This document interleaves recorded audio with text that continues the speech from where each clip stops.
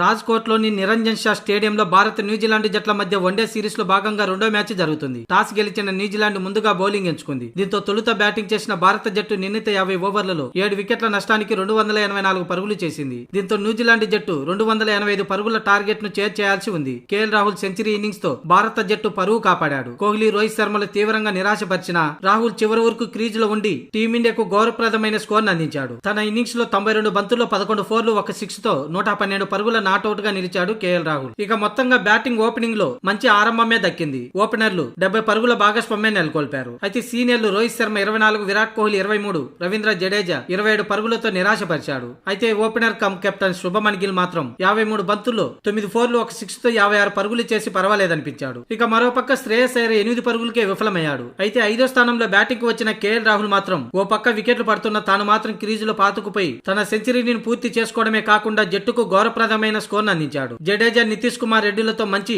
భాగస్వామ్యాలను నమోదు చేసి రాజ్కోట్ పిచ్ పై మంచి పట్టు సాధించాడు. దీంతో టీమిండియా 7 వికెట్లు కోల్పోయి 284 పరుగులు చేసింది. ఓ పక్క పిచ్ పై టర్ను లేకపోయినా బ్యాట్స్మెన్లు పరుగులు చేయడానికి ఇబ్బంది పడ్డారు. ఒకవేళ రెండో ఇన్నింగ్స్ లో పిచ్ ఇదే మాదిరిగా స్పందిస్తే మాత్రం న్యూజిలాండ్ కు కష్టాలు తప్పవు. ఇక న్యూజిలాండ్ బౌలర్లలో క్రిస్టన్ క్లార్క్ 3 వికెట్లు తీసుకోగా జేమ్సన్ ఫోక్స్ అలాగే బ్రేస్వెల్ లినాక్స్ తలా 1 వికెట్ దక్కించుకున్నారు.